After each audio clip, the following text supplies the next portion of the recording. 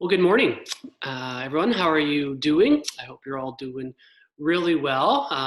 It's been a while since I've done one of these videos, and so I'm glad I can do this and spend some time with you guys in kids worship right now. And maybe your parents are tuning in as well, because we're going to have some questions afterwards that you can answer with them, or some expressions of your faith that you can show them.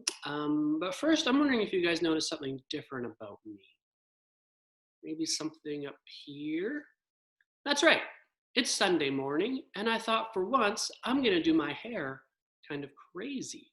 Now, there's two reasons I did this. This morning I was just making breakfast over in our kitchen, and my wife, Mrs. Kim, came downstairs. She took one look at my hair and was like, "Now, why did you do that?" Well, there's two reasons, as I said, that I did this. For one, you guys never get to see your pastor have a wacky hair day. And so I decided, you know what, today is going to be wacky hair day. And everyone should have a chance to see their pastor do something kind of weird and wacky with their hair. The second reason is that I'm going to cut my hair this afternoon. So I thought I'd do something kind of fun with it. But there actually is, well, actually there's three reasons why. And the third reason is that quite often when you see me read the Bible, or when you see me pray in church, you know, I've kind of all showered and I've put on nice clothes and my hair is all styled and nice. But usually when I read the Bible at home, and usually when I pray at home by myself or with Miss Kim, I kind of look something like this. I'm still in my pajamas, got my pajama pants on, still in my pajamas. My hair is kind of all wacky because I've just woken up. Because usually I do my Bible reading or my praying first thing in the morning when I, haven't had a chance to do my hair or put on nice clothes. Or I'll do my Bible reading right before going to bed. And by then I've changed into my pajamas. My hair is kind of all over the place from having a long day at work or whatever else is going on. And so I thought today, I would let you see me in my natural element from when I usually read the Bible or pray. And that's kind of in my pajamas, wacky hair all over the place. And I thought also this would maybe be kind of fun. Because the story we're going to read about today, though it ends on a happy note, there's also kind of a sad part to it. And we're going to talk about that sad part a little bit. This is actually a story that I already scheduled to be read today, way back in August. And I didn't even know that I was going to be doing it today, but it's a story that has a sad component. It talks about Jesus also at one point in his life when he's with us being very sad as well. And so I thought, maybe if we had a wacky hair day, did some kind of crazy things like this, it would kind of help us maybe get through this story a little bit better. But I don't know if you guys noticed, but yesterday was really cold, wasn't it? It was cold, it was windy, it was nice weather, like it was sunny, but it was definitely cold. And we definitely know that the season of fall is here, isn't it? That's right. The season of fall is here. It's time to put on those jackets, put away the shorts, put away the bathing suits, put on our jackets. Maybe you got a toque that you're going to put on, but it's kind of cold out there. And the first question I want to ask you, which you can talk about with your parents, is what is your favorite part of the fall season? Is it Thanksgiving, which we celebrated recently? Is it Halloween, which is coming up next weekend, I believe? This coming up Saturday night is going to be Halloween and getting dressed up. Is it seeing the changing colors on the trees? That's really one of my favorite things. We have a tree just outside of our house, and right now it's just bright red. And one of Mrs. Kim's favorite thing to do is to look at that tree, and it's a very beautiful tree. I always like the changing kind of weather. I don't mind when it gets cold. I like getting bundled up in my jacket, my hat, or my toque, and going for a walk in the cooler weather is always kind of nice for me. And so I don't mind the season of fall. It's a very beautiful season. But I'm going to let you take a moment. If your parent is there, you can pause the video or just very quickly name a couple things that you like about the season of fall.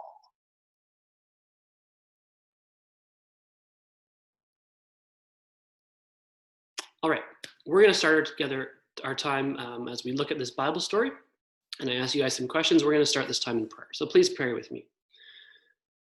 Dear God, we come before you this morning and we thank you that we can have this time of kids worship, where we can gather in our homes and maybe with our parents and listen to a story about you and about the Bible and what you have done for us, and maybe discuss some of these questions with our parents and just learn more about you and be shaped more in you, and also to hear your call for us and how you want us to live, which is very much a part of this story as well. We thank you for this day, and yeah, please keep us safe and keep us healthy. In your name we ask this. Amen. All right. So today's story can be found in the Bible in, sorry, I just had a mind blank. In John 11. Sorry. So this is from John 11, and I'm going to be reading it from this Dwell book, which is a book you guys are probably familiar with in kids' worship. But it's the story of Jesus and his two friends, Mary and Martha, and their brother Lazarus. So here we go. So this is a true story from the Bible. It is a sad story, but you should also know that it's not all sad. Make sure that you are listening for the happy ending. Now, Mary and Martha, who were two sisters, were worried. Their brother Lazarus was very, very sick. They did everything they could to try and make him well. Now, what kinds of things do you think you might try to make someone feel better? If you're sick, maybe if you have a cold or the flu, what are some things maybe your parents do for you? Do they maybe make you some soup? Do you have to spend more time in bed? Maybe they give you medicine to make you feel better. These are all things we kind of do to make us feel better, right? Yeah, the things that Mary and Martha back then would have done as well. Try to do something to make their brother feel better. Mary and Martha, though, were friends of Jesus, and they knew Jesus had the power to make their brother well again. So they sent a message to Jesus, asking him to come quickly because Lazarus was sick. Now, I wonder how their sisters' faces may have looked as they waited for Jesus to come. Can you make a face of kind of waiting? Like, what kind of face do you make when you're waiting for Jesus to come? When there's maybe a lot of anticipation, you're waiting for someone to come. Is it an excited look? Is it a worried look? Is Jesus going to get here on time? Is it kind of an anxious look? Is Jesus going to make it on time? What kind of look would you have if you were waiting for Jesus to come and maybe make your brother or your sister well? I'm sure you guys have some good looks on your face. But the Bible tells us that Jesus didn't come and that Lazarus didn't get any better. Instead, Lazarus actually became worse. Now, how do you guys think Mary and Martha would have felt as they didn't see Jesus coming? It was clear he wasn't going to come, and his brother started getting really, really sick and a lot weaker. You think they were scared? Yeah. Do you think they were worried? Yeah. Do you think they were even frustrated with Jesus? Yeah. Maybe almost angry? Maybe. They could have been, for sure. Well, Mary and Martha sat by their brother's bed, just watching and waiting and praying, until finally, at last, Lazarus died. There was nothing left for Mary and Martha to do but to cry. Their close friends came to cry with them and help them carefully wrap their brother's body in cloths to put him in the grave. A few days later, the sisters were still crying for their brother. If you have a brother, you can imagine how sad they were feeling. They missed him so much and wished that he could be there to laugh and to smile and to talk with them. Their friends were still there too with them, trying to cheer them up and make them feel better. But their tears kept coming. In the middle of the crying, a friend knocked on the door. Jesus is coming. The Lord is here, they shouted to their friends. Martha didn't even have time to dry her eyes. She rushed out of the house to meet Jesus. But Mary waited inside. She wondered why Jesus hadn't come earlier, when there was still time left to make Lazarus feel better. She wondered if maybe Jesus didn't care about their sadness. Just then, Martha burst through the door to tell Mary that the Lord was asking to see her. Mary and her friends came out and saw Jesus waiting. When Mary saw his sad face, she knew that Jesus cared about her sadness. She could tell their sadness made him sad also. Quietly, Jesus asked Mary, "Where have you laid Lazarus?" And he followed Mary and Martha to the grave where Lazarus's body had been placed. Jesus was filled with sadness, and his eyes filled with tears, and Jesus wept. Then he asked the sisters to open up the cave where Lazarus's body was. What Jesus did next was very, very surprising. He looked up to heaven and he prayed to God. Then he called out to Lazarus, whose body had been lying in the grave already for 4 days. "Lazarus, come out," Jesus said. Now, how do you think everyone's face may have looked when they heard Jesus say those things? How do you think your face would have looked when you heard Jesus speaking into a grave and saying, "Lazarus, come out"? Would you have a surprised look? Would you have a concerned look on your face, like, "Jesus, what are you doing"? Would you maybe almost look away in embarrassment because, like, Jesus seems to be talking to a dead person? Would you be looking away because maybe you didn't want to see what would come out of the grave? There's a lot of different reactions we might have had. But what happened was amazing. And that is Lazarus came out, alive and well again. Can you imagine the look on everyone's face when they would have seen him? Can you show me how your face would have looked? I think it would have been a look of surprise, right? Probably something kind of like that, a very surprised look. A wonderful feeling of happiness, though, spread throughout the crowd.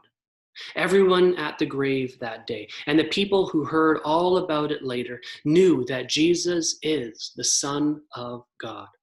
For only God can do such a powerful and wonderful thing. But before the story ends, there's one more thing that we need to think about.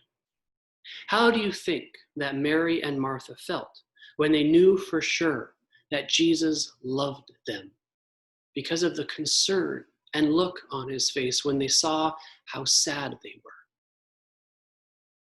Do you think that was comforting for Mary and Martha? I think so. You know, quite often it's comforting for us. Maybe when we hurt ourselves or when we feel bad or when we're sick, it's comforting to have other people kind of come around us and maybe not always even try to cheer us up, but to also see how sad they are for us. You know, this is really there's only a few times in the Bible where we see this sort of emotion from Jesus. And this is the only time where we really see him weep. When Jesus saw his friends Mary and Martha crying because their brother had just died, Jesus cried also. It's not something we would have expected from Jesus, but Jesus loved these two sisters so much that he was also crying when he saw that they were crying. And because he was so sad for them, he decided to raise their brother back to life. And Jesus is that powerful. Jesus has the power to do that, the power to heal us when we are sick. But there's a part of the story that isn't mentioned in here, and it's in the Bible, and I think it's pretty important to remember. And that is that sometimes in life, people around us get quite sick. Sometimes in life, things happen which make us really sad. And like Lazarus, sometimes our prayers aren't answered, and people do maybe die around us. And that can be very sad. But one thing that's not mentioned here, but it mentions it very clearly in the Bible, that before Martha comes out of the house and before Jesus is crying with these two sisters, Jesus says something very important to Martha. And Jesus says, "I am the resurrection and the life." For some reason, we don't know why. Maybe because sometimes we are sad in this life, that sometimes our prayers aren't always answered in this life. But Jesus makes a very, very strong promise. And that is because he died on the cross for us, because he loves us so much. He is the resurrection.